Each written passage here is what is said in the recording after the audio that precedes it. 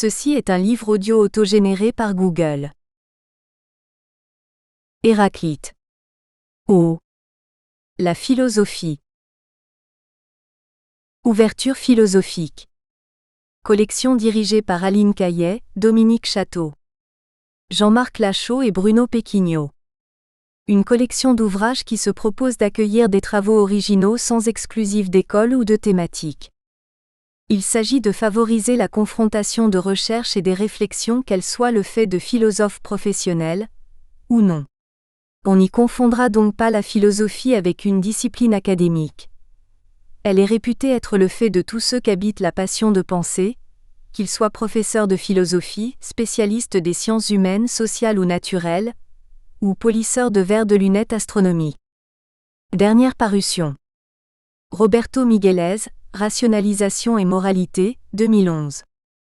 Stéphane Lleres, La philosophie transcendantale de Gilles Deleuze, 2011. Joël Balazu, Art, tragédie et vérité, 2011. Marie-Françoise Buresiccollard Pasolini, Le corps incarne à propos de pétrole, 2011. Cyril Cahen, Appartenance et liberté, 2011. Marie-Françoise Martin, La problématique du mal dans une philosophie de l'existence, 2011.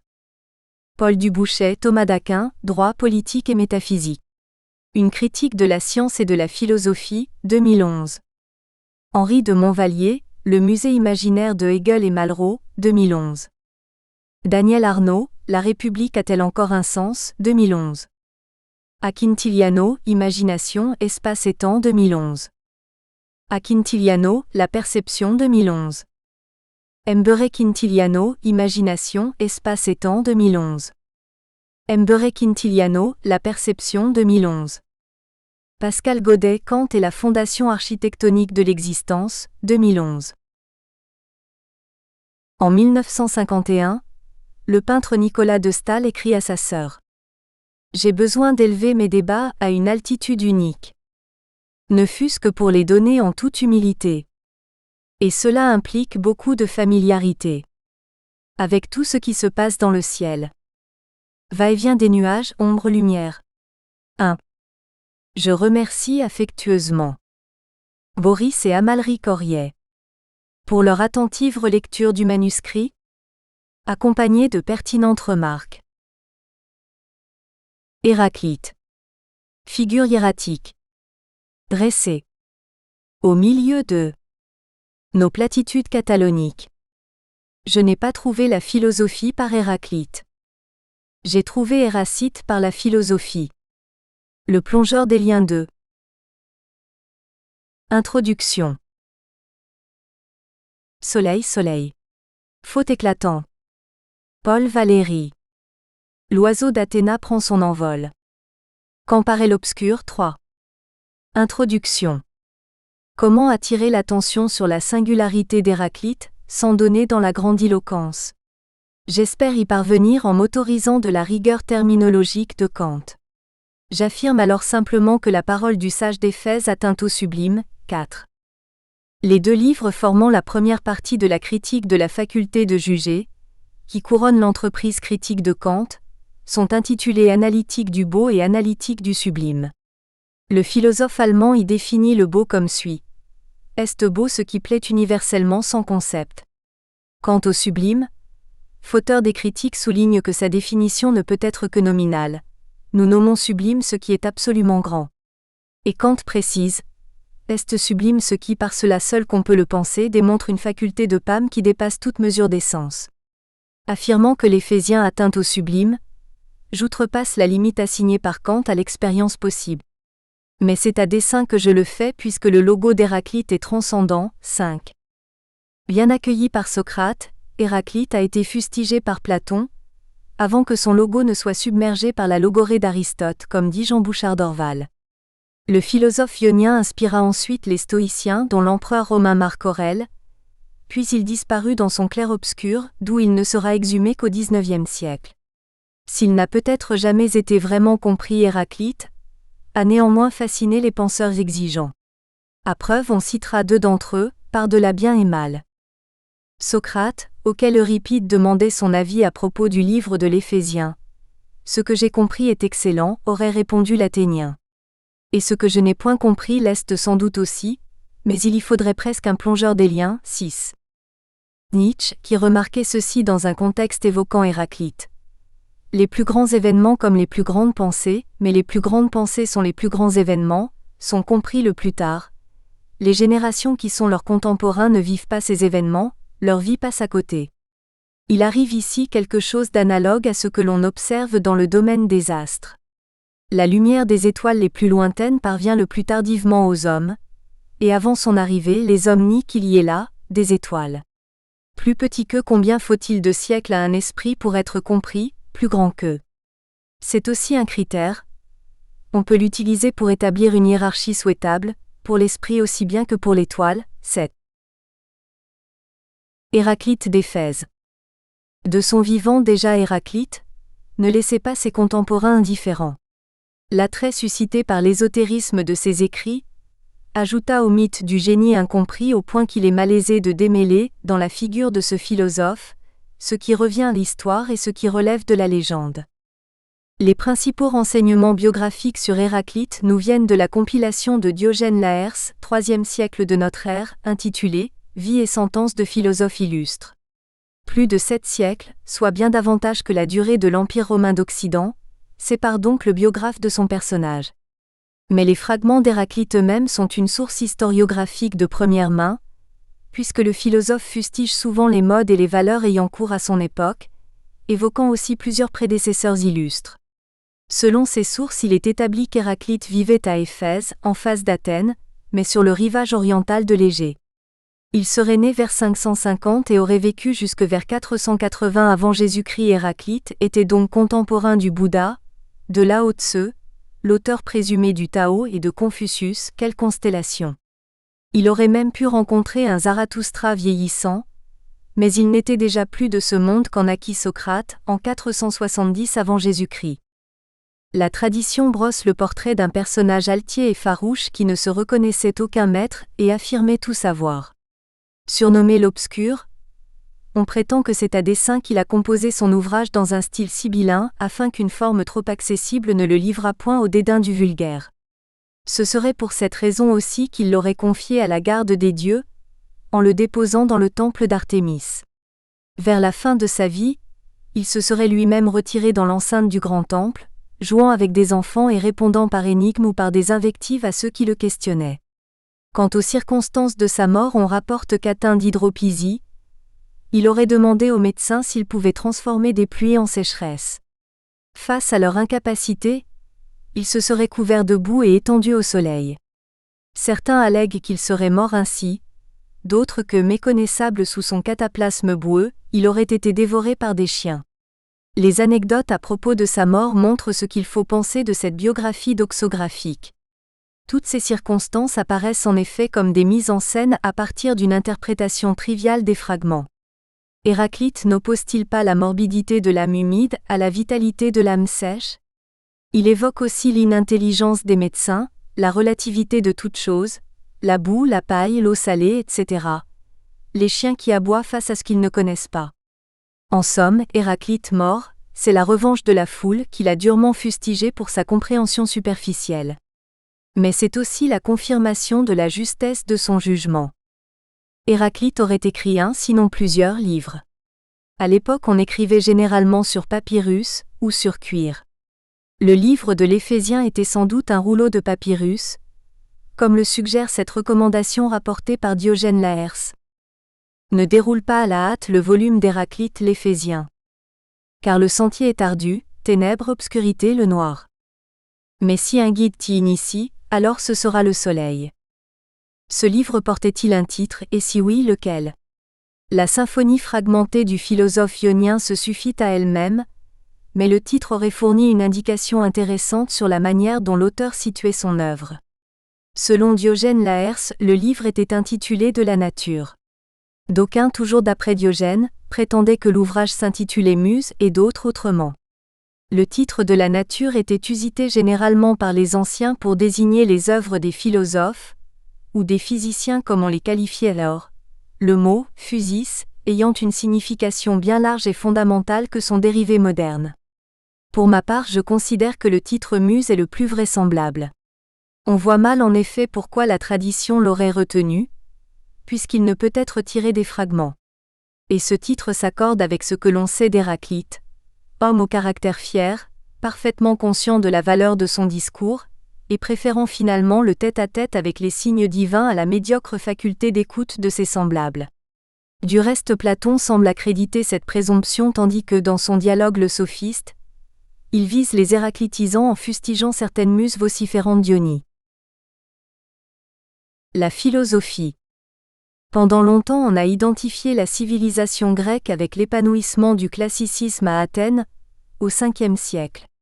Ce n'est que depuis une époque relativement récente que l'intérêt s'est déplacé vers la période antérieure, celle que par commodité on appelle archaïque. Tiré d'un livre de l'historienne Claude Mossé intitulé La Grèce archaïque, d'Homère à Échille, cette remarque est révélatrice des ruses de la raison et de l'histoire dont parlait Hegel, qui privilégie les courants dominants en se fiant à l'évidence des apparences plutôt qu'à se risquer en d'obscures profondeurs. La Grèce préclassique est essentiellement ionienne. Homère, dont l'œuvre épique n'a pas peu contribué à forger l'identité grecque. Hésiode, le maître de la foule critiqué par Héraclite au fragment 57, Thalès, le proto-philosophe naturaliste, Pythagore, le mathématicien légendaire, Anaximandre, le précurseur, Héraclite, le père de la philosophie, tous sont ioniens. Même la cité, cette organisation sociale si originale et qui concourra au mythe grec, est née en Ionie d'Asie mineure. Habituellement, le Parthénon d'Athènes est considéré comme l'archétype du temple grec. C'est pourtant bien l'Artémision d'Éphèse, 3 fois plus vaste et sûrement plus imposant que le Parthénon, qui, dans l'Antiquité, fut compté parmi les 7 merveilles du monde, aux côtés des pyramides de Gizeh et des jardins suspendus de Babylone notamment.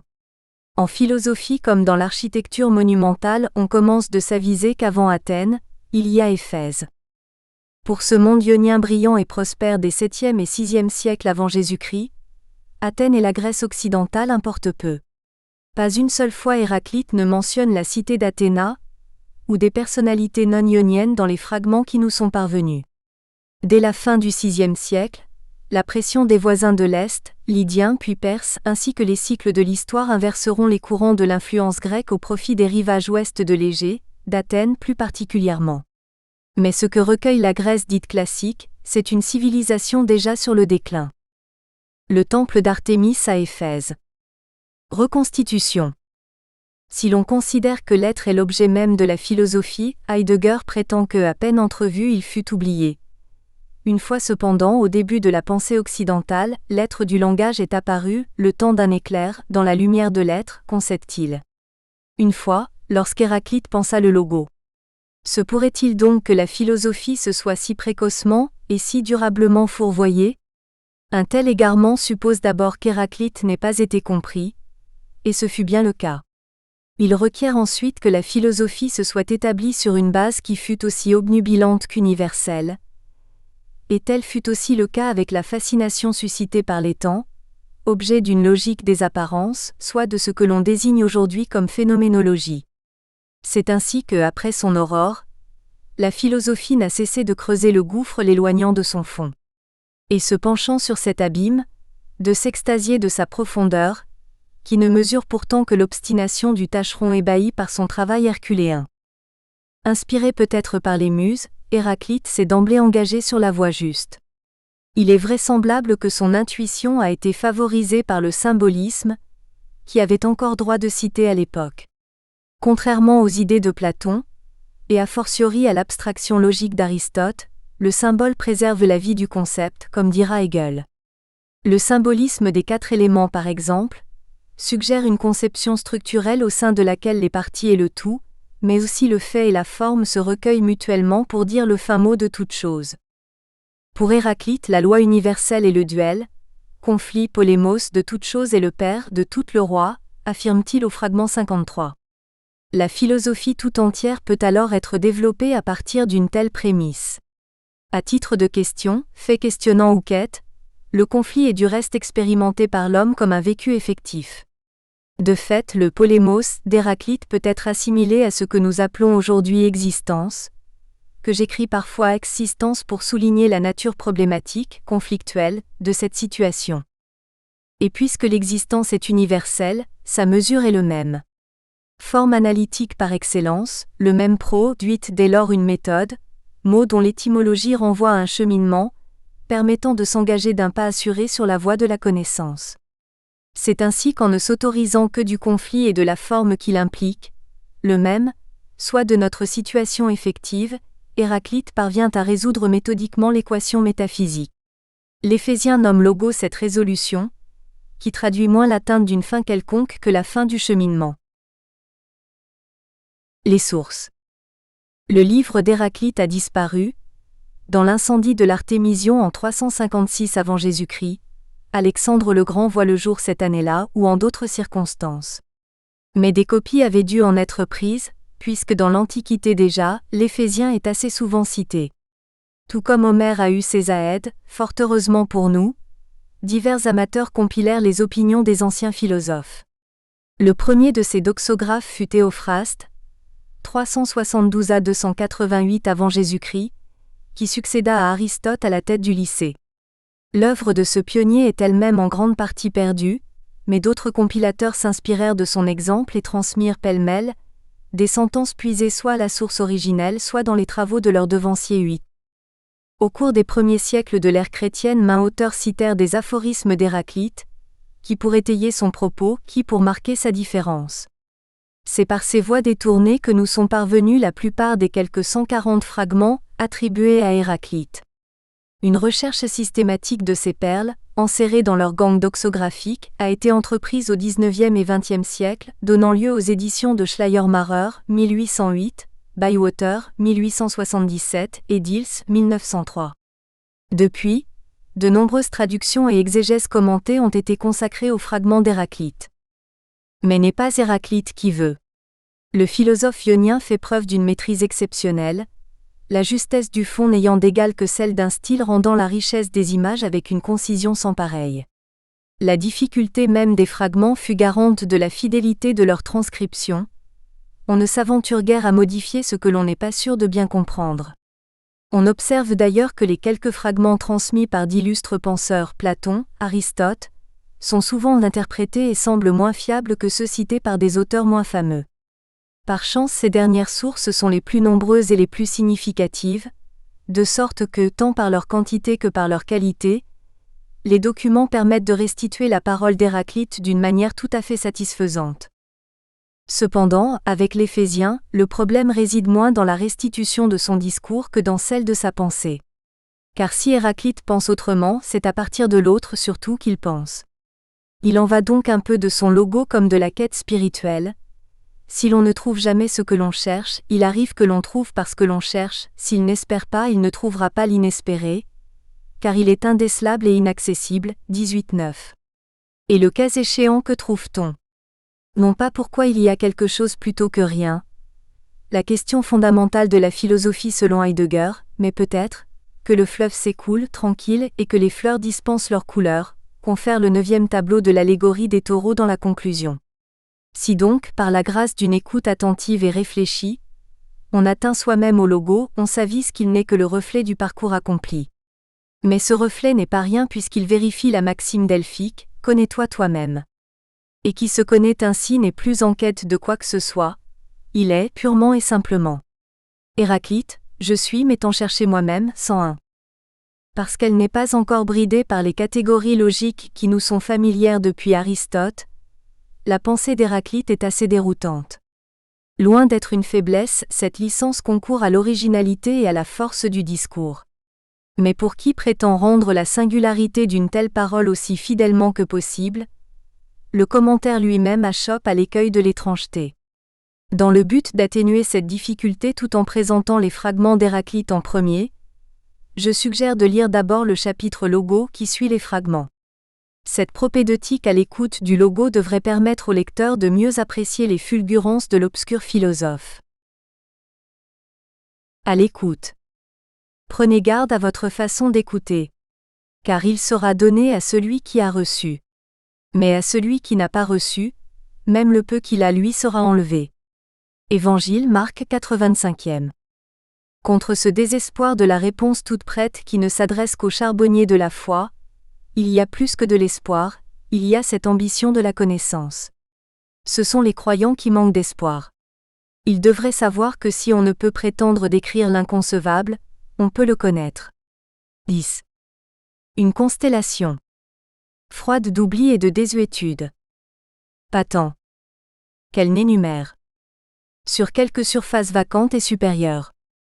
Le heurt successif. Sidéralement.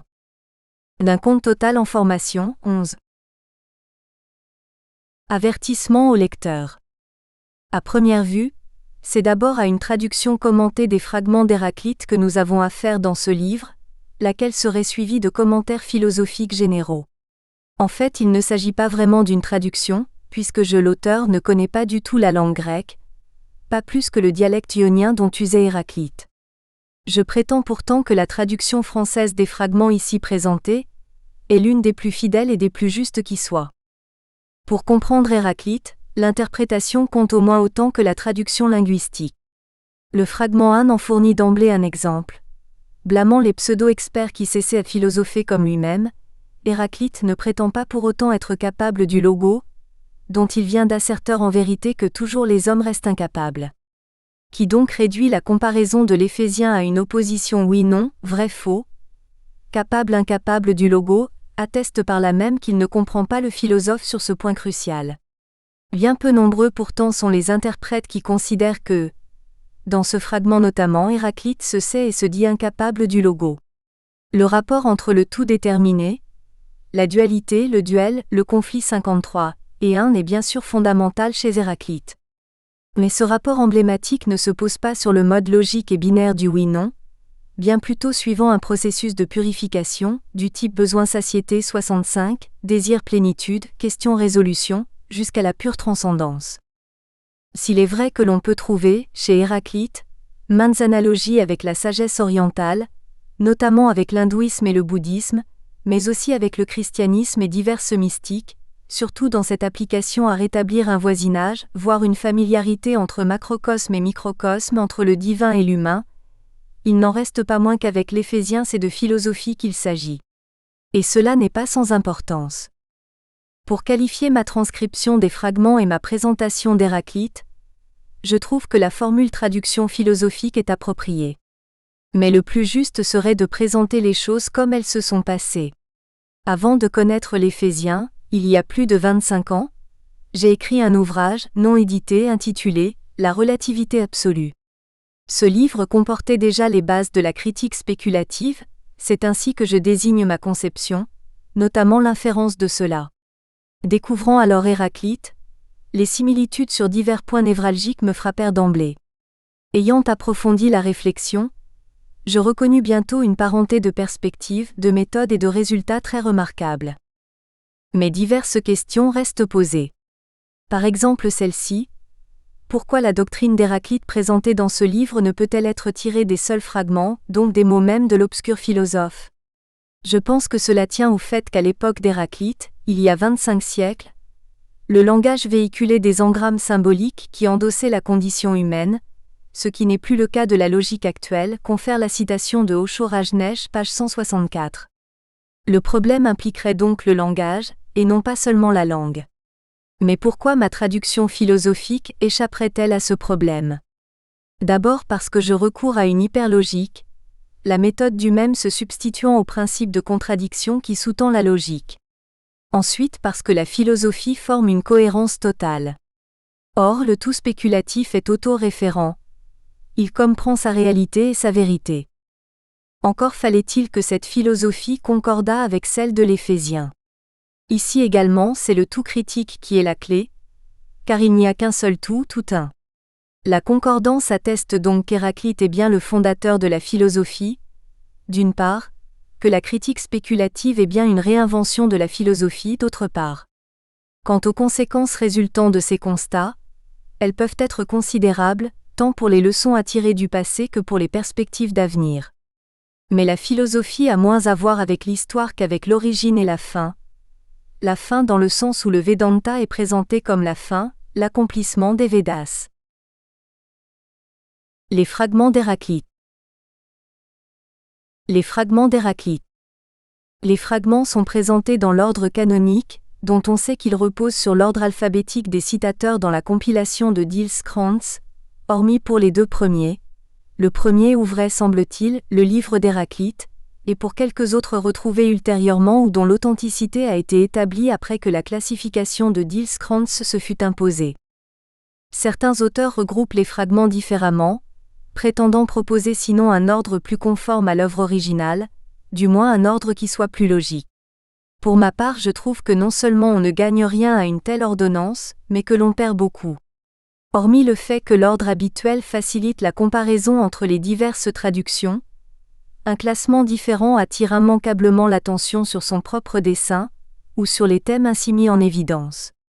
Or une telle approche d'Héraclite me semble tout à fait contre-indiquée et inadaptée au souffle d'une pensée qui, à l'instar du vent, ou du feu, embrase tout à la fois.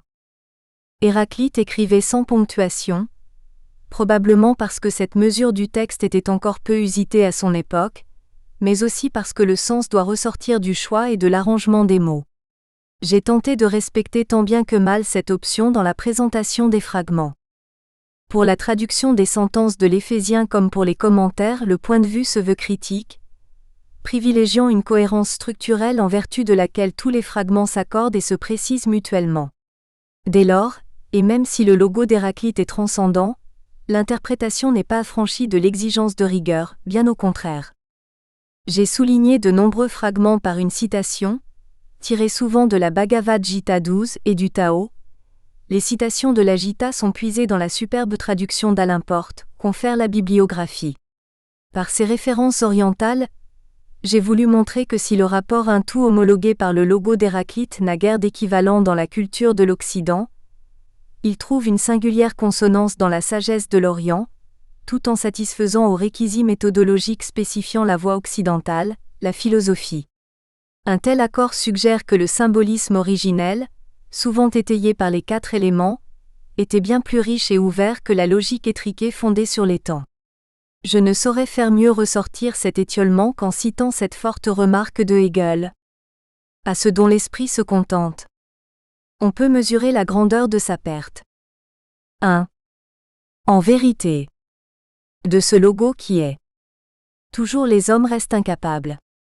Avant de l'avoir écouté comme une fois qu'ils l'ont écouté. Car bien que tout arrive conformément à ce logo, c'est à des inexperts que ressemer l'an ceux qui s'essaient. À des dits et à des actes tels que moi, je les présente. Divisant chaque chose selon sa nature. Et expliquant ce qu'il en est. Quant aux autres hommes, ce qu'ils font éveiller leur échappe. Tout comme leur échappe ce qu'ils font endormis. Ce fragment est le plus long texte connu d'Héraclite. Par une remarque d'Aristote, nous savons que le livre de l'Éphésien débutait ainsi. Introduit par la particule des, qui est souvent une conjonction, car, or, mais parfois et ici en incipit plutôt une formule revendiquant l'autorité. Assurément, en fait, en vérité, amen, je vous le dis, confère la citation de 2 Corinthiens 1 p. suivante. Le fragment 1 peut être considéré comme un exorde, voire comme un programme. La composition d'Héraclite, toujours recherchée, met d'emblée en évidence le terme clé, à savoir le logo. Le fragment présente 3 points de vue, que j'ai signalés par des paragraphes. Le premier est celui d'Héraclite, pour qui les hommes restent toujours incapables du logo. L'attribut incapable traduit le grec, axuntoi, et signifie littéralement sans commune mesure. Le second point de vue est celui des pseudo-experts, soit de ceux qui prétendent dire le vrai, ou de ceux à qui la foule prête cette compétence. Quant aux autres hommes, la foule justement, ils sont sans prétention, sinon sans préjugés. Au moins ne se trompent-ils pas. Héraclite dit, toujours les hommes restent incapables du logo. La plupart des interprètes estiment néanmoins que l'Éphésien se considère implicitement comme capable du logo. Mais tel n'est pas le cas. Héraclite est philosophe justement parce qu'il sait que le sens, tributaire de la détermination. Nous espérons que vous avez apprécié cet aperçu. Pour continuer à écouter ce livre audio sur Google Play Livres, utilisez le lien dans la description de la vidéo.